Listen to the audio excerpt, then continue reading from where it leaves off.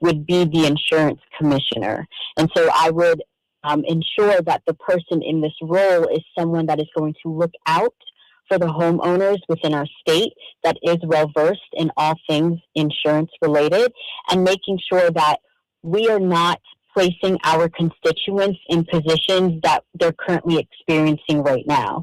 So number one, we see that there is a lack of oversight where homeowners file a claim and they are waiting extended periods of time before their claim is actually resolved.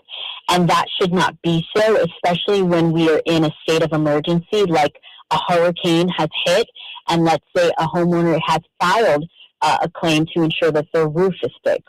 That should be done in a timely fashion. They shouldn't be having to wait weeks at a time, or even in some instances, months. Yeah, I want to just jump in here because we're going to do a quick reset. There are a lot of people, I can see the numbers climbing, who have just joined us. So I want to make sure everyone, I'm not normally here at this time. It's drive time, right? That's usually Miss Candace Buchanan. We're pumping. We got the music going on. So everybody might be like, what's going on? Well, today is a special program here on Voice of the Caribbean. We're having a community forum so that you can hear directly from candidates who are running in this August election. If you have not been paying attention, if you have been living under a rock, maybe you're just busy working, school, family, I get it. There's an election going on, y'all, and there are 2 more days left for early voting. That's all day Saturday, 10 to 7, all day Sunday. Souls to the polls is this Sunday. So if you haven't voted early, that's where you can vote at any election location, polling site. But again, this is your time to do it, and don't have the stress of what happens on election day. Why? Because election day, which is next Tuesday in Florida, is when you have to go to your assigned precinct. Where you are assigned, based on your address, you have to go to that specific precinct to vote. So we're here with one of the candidates for governor. Her name is Miss Dana Foster. She is giving us a little bit about herself and her platform, why she chose to run for governor, and she's talking about property insurance. And I was going to ask her more about a lot of the stresses that people feel when it comes to homeowners, high insurance premiums, and concerns about, what to do to make this insurance market more stable. Specifically, we've been lucky, knock on wood. Florida hasn't seen as many hurricanes this year, knock on wood. But people are still paying very high insurance premiums. So you were telling us that one of the positions you would take as governor is to hire or select someone to serve within that role that would meet the needs of the people. Is that right? Yes. So a key power of the governor of our state is going to be the appointments of heads of state agencies. So the individuals who run the state agency. So as I was mentioning, with the Office of Insurance Regulation, that is overseen by the insurance commissioner. So I have the ability to appoint someone in that role of being the insurance commissioner who's going to ensure that they're looking out for homeowners within our state. I also have the ability to appoint the board that oversees our public resource of the citizens insurance. And so right now what we're seeing with our constituents who have gone the route of having homeowners insurance, but through citizens, is the fact that they're filing a claim and their claims are being denied. And what good is having this resource if you're not going to be administered aid?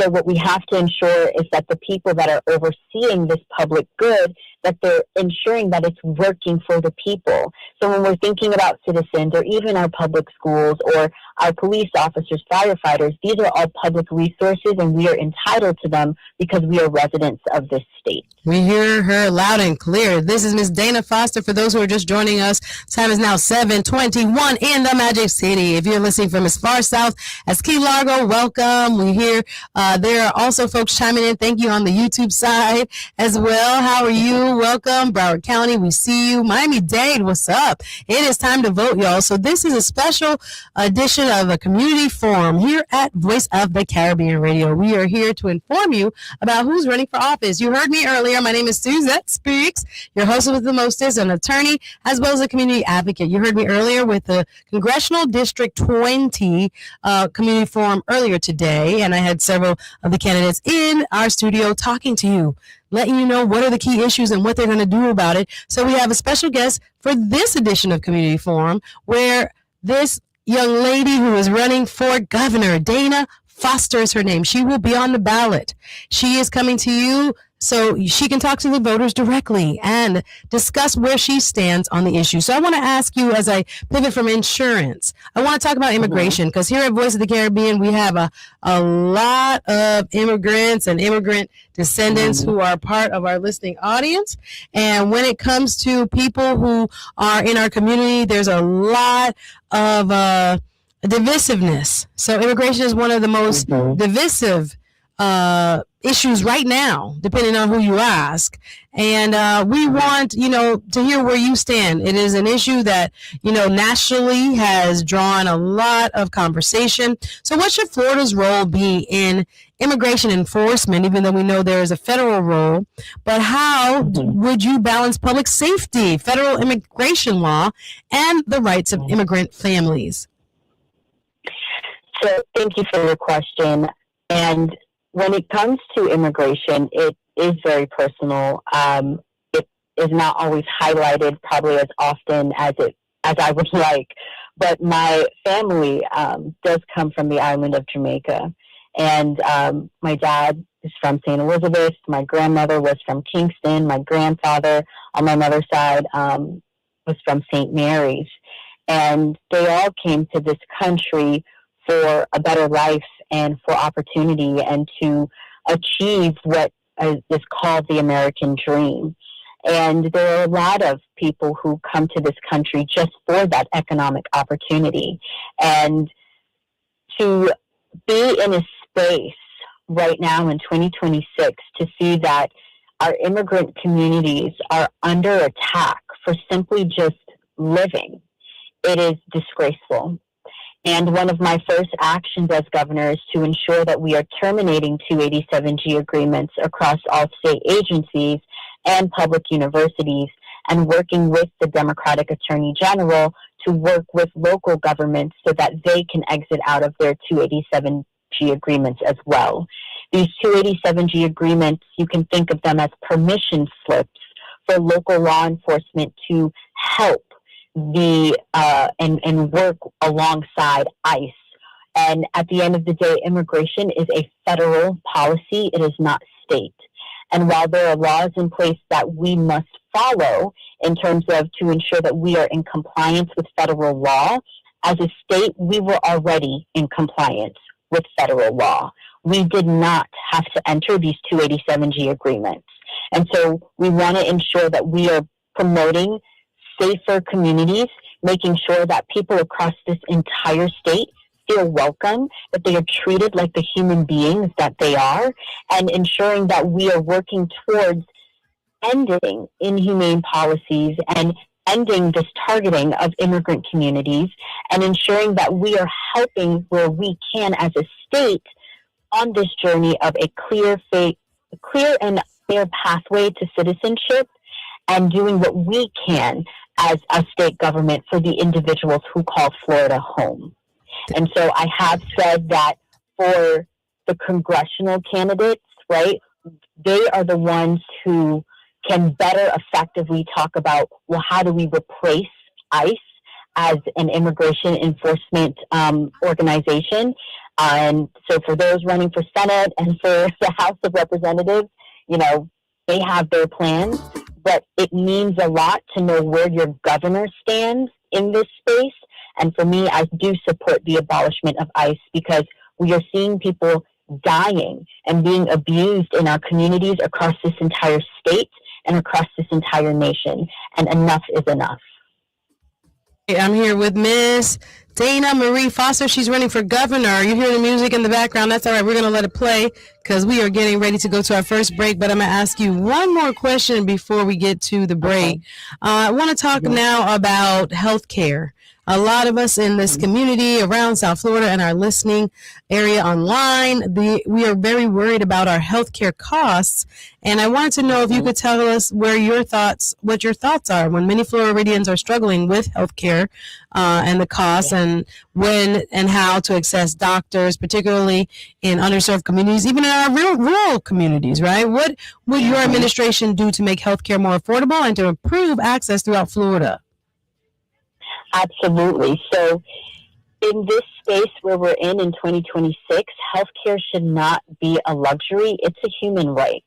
And the fact that we do not have a universal healthcare system within this country is such a disservice, especially when we look at other countries across the pond, so to speak, and they have universal healthcare for their citizens. We should have the same here in the United States of America. And so when we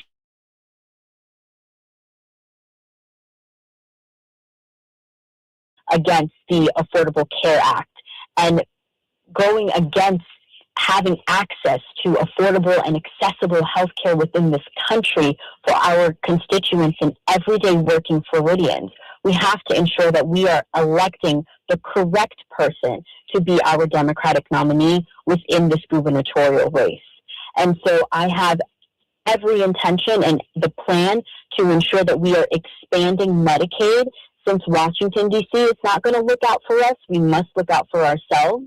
And millions of Floridians have been displaced because of the big ugly bill that was passed, even though they call it the big beautiful bill, which left constituents in this state particularly in such a vulnerable space. And so what we have to do is, again, we're putting people first. And the way that you put people first is through the expansion of Medicaid within the state so that we're opening up the parameters to make more people qualified to be able to obtain health insurance within our state. And we also want to ensure that we are providing the financial infrastructure to make sure that preventative care as well as access to treatment is available to constituents across our entire state, investing in telehealth, making sure that we're investing in mental health as well, and making sure that we are expanding the opportunities and the access to doctors and other healthcare professionals in our rural and underserved areas across this entire state. Thank you. We are headed to our first break with this community forum. We want to thank Ms. Dana Foster. She's going to stick around, y'all. We're going to hear more from her. If you want to call in and ask her a question, she's running for governor of the state of Florida. Ms. Dana Marie Foster is on the line with us for today's community forum right here on Voice of the Caribbean Radio. We got to take a little bit of a break here, but the phone number to get in touch with us is 850-446-0562, 850-446-0562. More right after this. This is the all-new Voice of the Caribbean. Better sounding radio. Your voice matters. Florida's primary election is Tuesday, August 18th. Make a plan, know your polling location, and cast your ballot. Every vote counts. So stand up, speak out, and let your voice be heard. Vote August. Our community deserves experienced leadership that delivers. Dale VC Wholeness has spent his career fighting for families, supporting small businesses, and creating opportunities throughout South Florida. Now, he's ready to bring that same commitment to Congress, working to strengthen our communities, expand economic opportunity, and be a voice for the people. I am Dale Wholeness, candidate for U.S. Congress District 20. Together we can build a brighter future, and I'm asking for your vote. Vote Dale VC Wholeness for Congress.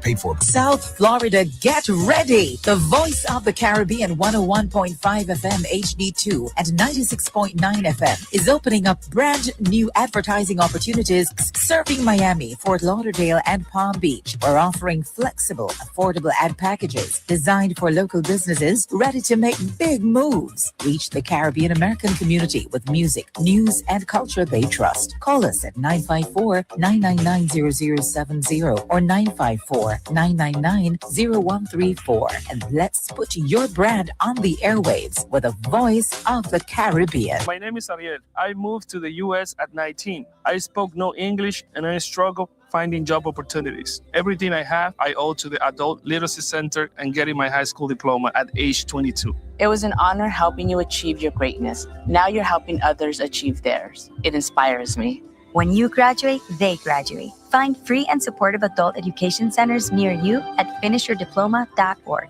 Brought to you by Dollar General Literacy Foundation and the Ad. Let's breathe. Deep inhale. Extend your spine. Exhale very slowly. Find mental health resources at loveyourmindtoday.org. This message is brought to you by... Good evening. It's Friday, August 14th, 2026, and this is your Voice of the Caribbean Evening News Update. We begin in Doral, where two UPS employees are accused of stealing and rerouting more than $100,000 worth of electronics from packages.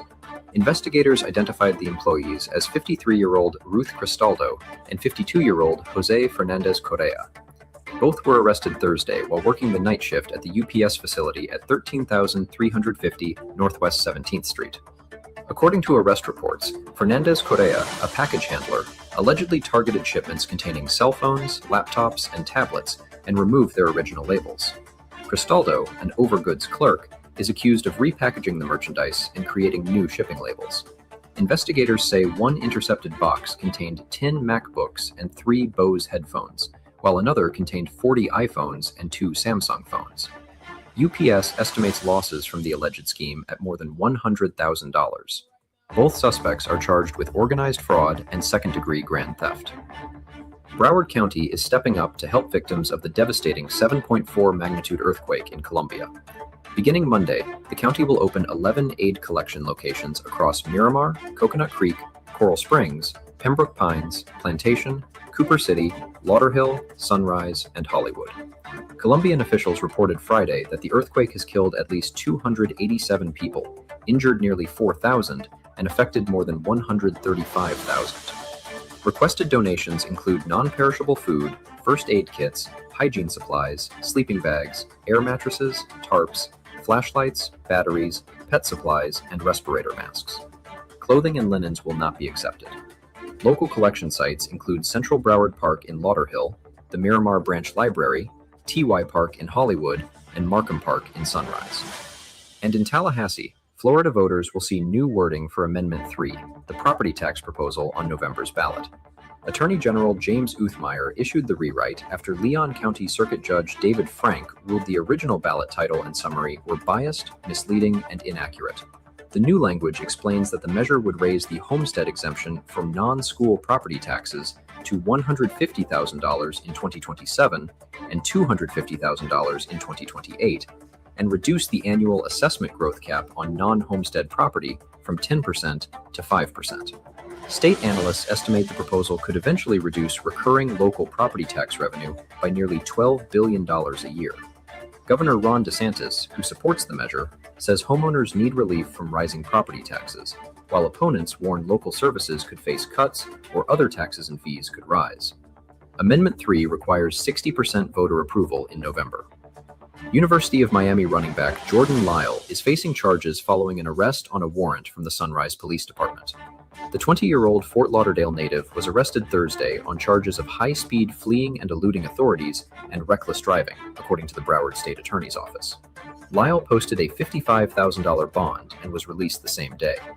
The University of Miami says it is aware of the incident, but will not comment further while the legal process continues. Prepare for a hot and steamy South Florida weekend. Temperatures tonight will remain warm and humid before Saturday highs climb into the lower 90s. Rain chances will be limited compared with a typical August weekend, although an isolated afternoon shower or thunderstorm remains possible. That's your Voice of the Caribbean evening news update. Have a safe Friday evening and a great weekend, and keep it locked to the Voice of the Caribbean. The voice of the Caribbean. Follow us on Instagram, Facebook, X, TikTok, and YouTube. Welcome back. This is a special edition of Community Forum here on Voice of the Caribbean. I'm your hostess, Miss Suzette Speaks. Happy Friday, y'all. Y'all used to the Fire Friday. Well, this is a Fire Friday, but this is a more informative Fire Friday. We're here in the streets, right here, all over South Florida, trying to inform people, hey, it's time to vote. It's time to vote. It's time to vote. Have you voted already? If not, that's okay. You still have all day on Saturday and all day on Sunday, 10 a.m. to 7 p.m. in most of our counties. You can vote. Early voting ends this Sunday. No voting on Monday, and then election day is on Tuesday, right? So early voting all day Saturday, all day Sunday, no voting on Monday, and then election day where you have to vote at your assigned precinct based on your address. You have to look it up on your supervisor of elections. If you don't know, your precinct may have changed, but you have to go to your assigned voting place and location on Tuesday, but during early vote, you can go to any of them. So I encourage you to get out. Right now on the Community Forum, we have Miss Dana Marie Foster. She's running for governor of the state of Florida. She's here telling us about what she would do if elected. I'm going to pivot now to education and ask her, since Florida has expanded school choice programs while continuing to debate the future of public education, what is your vision for Florida's educational system, and how would you ensure that every child, regardless of where they live or their family's income, has access to a quality education? Yes. So every child deserves access to a phenomenal world-class public school education. And I am actually a former Broward County public schools teacher. I taught at Fort Lauderdale High School, which is my alma mater, so go Elves. And, what we've seen historically is Florida investing within school choice. But we can't lose sight of our public schools and the resources that they offer and bring to the millions of students across this state every single day of the school year. And so what we have to do is ensure that we're supporting our teachers, making sure that schools have the resources that they need, that we're giving students the opportunities to go to college, create those pathways to achieving careers, and also technical training where needed. And so the way that we want to bring about the change that we need is making sure that public education is fully funded, and most importantly, it's protected. And right now, what we're seeing within the Department of Education is that there is a board that has voted to adopt the Phoenix Declaration. And the Phoenix Declaration outlines the ability for religion to come back into our classrooms.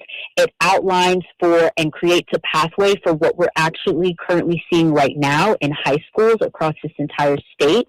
And mind you, the Phoenix Declaration comes directly out of Project 2025. And so right now within school systems, we are seeing the FACT, so that's FACT, the FACT program. And the FACT program is offering a FACT U.S. history class to high school students across the entire state.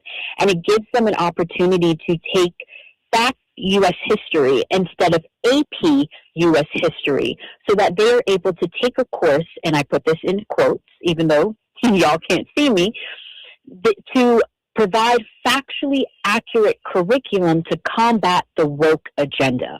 Now, what does that mean? That means that they are trying to censor or downplay the history of this country. And when we talk about what part of history, it's our history as a Black community and what has happened in the past. And so what we have to ensure is that we're putting our students first. We have to ensure that we're protecting public education. We have to ensure that we're not allowing it to be privatized. And we also have to ensure that we have the necessary safeguards in place. And so one key feature that I want to ensure that takes place underneath a Foster administration is that underneath the Department of Education, we have an independent curriculum commission. And what that means is that we would have a commission of professionals that are from the educational background, and they are able to create curriculum for our state that is free from partisan politics, that is actually about the facts and accurate information that has taken place across our history, and making sure that we have curriculum that essentially challenges our students so that they can be the best that they can be, so that our state is no longer 50th or dead last in the nation when it comes to our scores, and also teacher pay as well, and making sure that we are implementing the necessary tax reformation, like closing corporate tax loopholes, so that we have the money to actually invest in public education and make sure that our teachers are being paid exactly the salaries that they deserve. Thank you. I'm here with Ms. Dana Foster. This is a special community forum. Anyone can call, ask her a question if you'd like. She's running for governor, y'all. If you haven't voted yet, it is time. Right now is early voting all day on Saturday, all day on Sunday, 10 a.m. to 7. 10 a.m. to 7, wherever you live in Florida, just look up your early voting locations, right? Supervisor of election, and put your county in, and you can vote early. No voting on Monday. And remember, Tuesday, August 18th is election day. So that is your very last chance to decide who goes on to the November election. This is the primaries, and it's not a very long ballot. I just came back from voting. It took me maybe not even 5 minutes. Quick bubbles, maybe 10 bubbles, and you're out of there. We're encouraging you. Don't, just go by yourself. Take 5, take 10, and go vote. We're here with Ms. Dana Marie Foster. I want to ask you, ma'am, now about small businesses. We have about 15 more minutes, so I want to get a few more questions in if I can. Small businesses are the backbone of Florida's economy. What policies would you pursue to help small businesses survive these rising costs, find good workers, access capital, and create better paying jobs? Mm-hmm.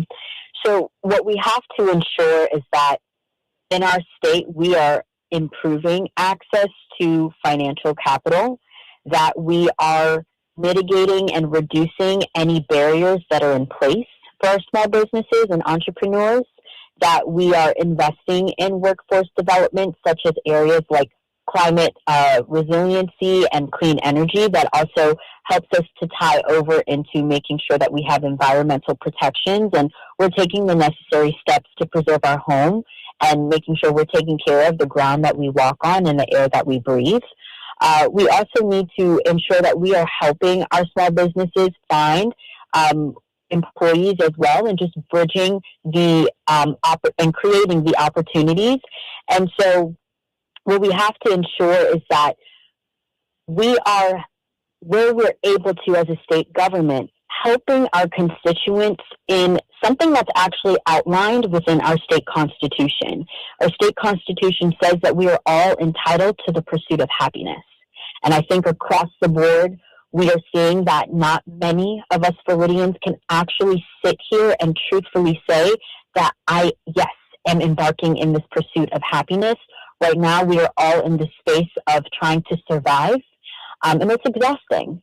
But when you have the correct leaders in place that are going to ensure that they know that if our economy is going to remain strong, we have to ensure that our small businesses can actually survive and thrive and continue to grow. Thank you. I'm here with Ms. Dana Marie Foster. She's on the ballot. Y'all, it's time to vote. Early voting will take place all day tomorrow, Saturday, all day Sunday, 10 a.m. to 7 p.m. if you're in Broward County. I think it's about the same in Miami-Dade. All over the state, it's time to vote. Bring a friend. Make sure your household, your cousin, your sisters, your auntie, them, everybody needs to head to the polls, guys. This is why we're doing this, and this special time in the middle of drive time. You guys want music, and we're going to get back to music just shortly. But right now, it's our community forum. I'm your hostess, Suzette Speaks. I'm doing double duty today. I held one this morning for people who are running for Congressional District 20. That's Central and North Central Broward County. Those are people who want to represent you in Washington, D.C. And right now I have Ms. Dana Marie Foster. She's trying to represent you in Tallahassee as governor. So as I continue our conversation, you can call us 850-446-0562 if you have any comments about what she shared, I want to ask her a question, or just in general about current state of affairs. It's a community open forum. Call now. Like Miss Cleo used to say, call me now.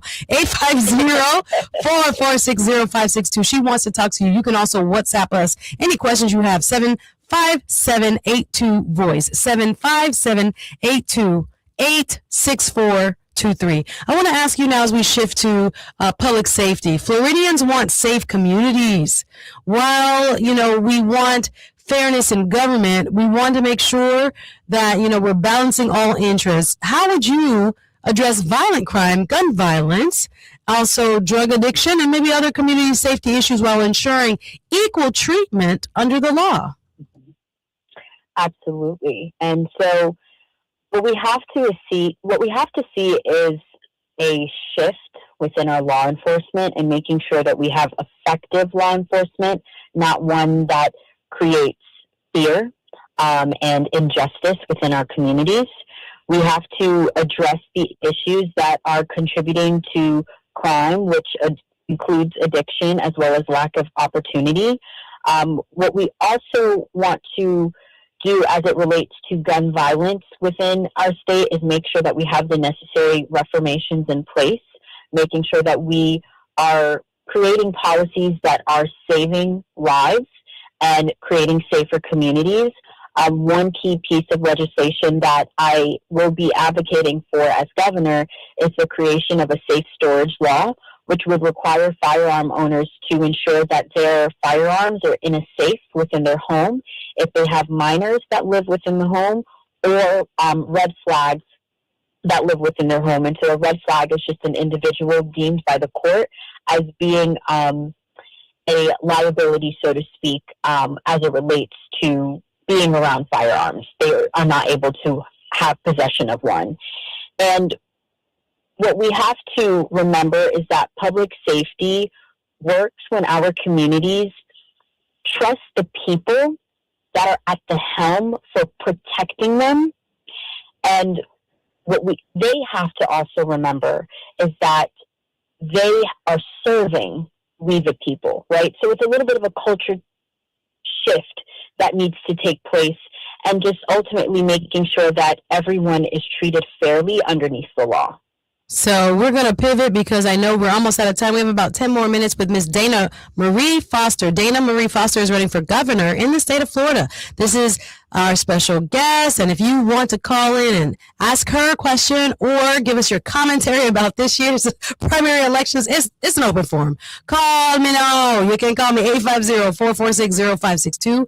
I just went and did my early voting duty. It took me less than 5 minutes. All you need is an ID and several different types of ID. If you have a debit card, something with your signature preferably, and if you have a state employee ID, if you work for a state, federal, municipal, or military ID. Hey, everybody online watching, I'm here with this lovely lady. She has called in to give us some more information about who she is and why she decided to run for governor. I'm going to pivot and ask you about Florida's future.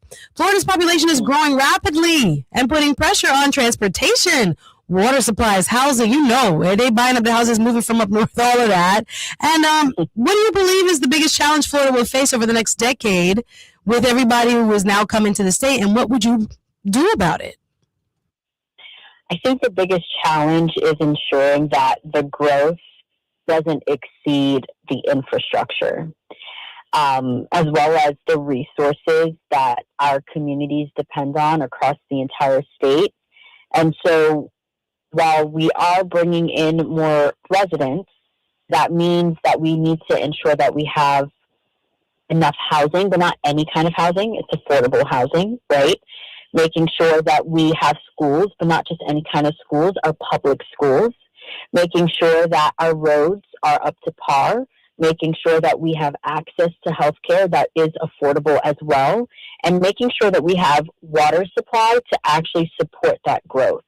And so what we should be doing at this point moving forward is making sure that we have responsible planning for our state, that whether it's 10, 20 years from now, we are not dealing with problems once they become emergencies. We will actually have the responsible planning already in effect. Thank you, Miss Dana. She's given us some great information. This is Miss Dana Foster. She is running for governor of the state of Florida. She's telling us what she would do for you. That's why we're having this community forum right here on Voice of the Caribbean. I'm your hostess with the Moses, Miss Suzette Speaks. We're almost out of time, but I have a couple more questions for you if you have time, my dear. I'd like to ask you about hurricanes, because we haven't had any this year so far, knock on wood, but a lot of people from the Panhandle to South Florida are, nervous because we face flooding and other climate risks. Can you tell us what investments the state of Florida should make now in infrastructure against flood protection, and what should we be doing as far as emergency preparedness and disaster recovery before the next major storm hits? We have to ensure, kind of tying in my answer from the previous question, is that we are making the plans from now. We shouldn't be waiting until after a hurricane has taken place to figure out what went wrong or what we should have done. No, those plans need to be in place beforehand. And so a resilient Florida is one that prepares before the storm arrives. And so I want to ensure as governor that we are making the investments from now in those areas like you mentioned, such as flood protection and emergency response, and having stronger infrastructure so that we're being responsible. There is a lack of responsibility that we're currently seeing, especially when the current governor takes our emergency response funds to build Alligator Alcatraz to house, immigrants from our communities and mistreating them when these monies were for areas like this, as we just mentioned, to ensure that we are being responsible and we are thinking ahead and that we're not waiting until the last minute to prioritize the people of this state whenever we are in a position of an emergency. Thank you. Ms. Dana Foster, I have one more question for you. If you're just joining, it's the Suzette Speaks Show. The time is now 7:53 in the city. This is her last question, y'all. She has to go, but I'm so grateful she spent some time with us here on the Voice of the Caribbean special edition of Community Forum. We're here to inform our community about what's happening, and what's happening right now is voting. If you haven't voted, bring 5, bring 10, your auntie, your cousin, them, your household, your son, your daughter, your grandma, your baby sister, whoever. We need to show up in numbers because, as you can see, with everything going on in the world, the economy, overseas, if you don't like what you see, your voice needs to be heard at the polls. So right now, early voting is all day. Saturday, you can go out tomorrow, 10 a.m. to 7 p.m. in most polling locations. You do not have to go to your assigned location during early voting. The last day of early voting is Sunday. So you have a chance this weekend to get out to the polls Saturday and Sunday. Anywhere you want, those polling sites are open. Early voting, you just have to have your ID with you. And I'll go over real quick the ID that is accepted at the early voting locations. But we also wanted to let you know who is running. That's why we have this lady. She is here to make sure the people, especially those of us in the Caribbean American community, know who she is, why she's running, and her name is Miss Dana Marie Foster. Her final question for this community forum, I'm going to leave you with this. If you're elected governor, what are the 3 specific things you promise Floridians you will accomplish during your first year in office? And what should voters use to determine whether you kept those promises?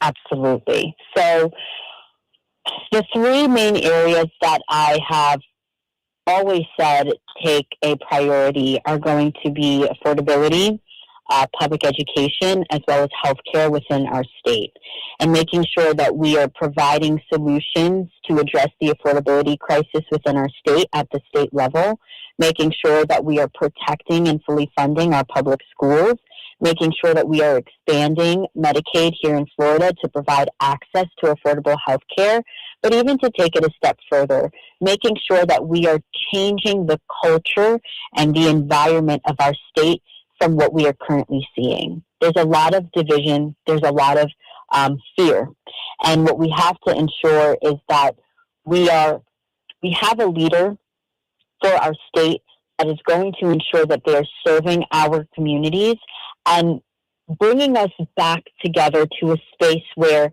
we're treating one another like human beings. We are in a humanitarian crisis across this state, this country, and the entire world. And so there's a certain sense of healing that needs to take place. And that first step in that healing is making sure that we have a leader that is going to help bring us all together. I also want to ensure that I notate one promise that I've actually made on record to Equal Ground Florida. They requested, and of course, without any hesitation, I signed the pact that as governor, what I will do, one of my first actions, is to ensure that I am fighting for our voting rights within this state. We currently see that Republicans in Tallahassee voted to adopt their own version here in Florida of the SAVE Act, which they're still trying to push at the federal level. And Florida Republicans were so ambitious that they wanted to draft their own version. Well, it's time that here in Florida, we Democrats draft our version of a Voting Rights Act to ensure that we're putting our voting rights back into the hands of we the people, ensuring that we're protecting our democracy and ensuring that we are essentially taking our government and our state back. And so the way that I would say voters will be able to monitor this progress is simply just watching, because I will always be a very transparent governor. I will give the people updates. I will make myself accessible and available for town halls. And the people of the state will never have to worry about how they are going to be able to get in touch with me as their governor or being able to voice their concerns to me as their governor, because I will be accessible and I will be transparent and they will be able to monitor my progress the whole way through. And if I ever face any roadblocks, I will be transparent enough to let them know this is what I'm facing, and if I need their help as constituents to make sure that they are voicing their concerns to their local elected officials that represent them in the state legislature, I will do that as well. Thank you, Ms. Dana Marie Foster. We're out of time. Will you leave us real quick with your website? If anyone wants to find out more information about Dana Marie Foster, who's running for governor, she's on the ballot right now. You can vote for her. Where can they find more information about you? Yes. So our website is fosterforflorida.com. So FOSTER Florida.com. And you'll be able to read up about myself as a candidate, a little bit more about my policy proposals. You'll also see links to our social media pages where you'll be able to watch some of the other interviews that I've done over the last year. I've been in this race since last year, August. So it's come full circle now. And, you know, we advocate for igniting the blue flame in our state and just offering something different to registered Democrats, a part of the Democratic Party. You know, we've been underneath this tyranny of Republican-led government for 30 years, and Democrats have tried the same plan over and over again, and we still haven't been successful. And we got to try something different, and that different path that we need to take is a vote for me, Dana Marie Foster. Thank you, Ms. Foster. That's our time. We appreciate you calling today's Voices of the Caribbean Community Forum. Thank you so much, and good luck. Thank you. Good luck to you. Thank you so much. Have a great evening.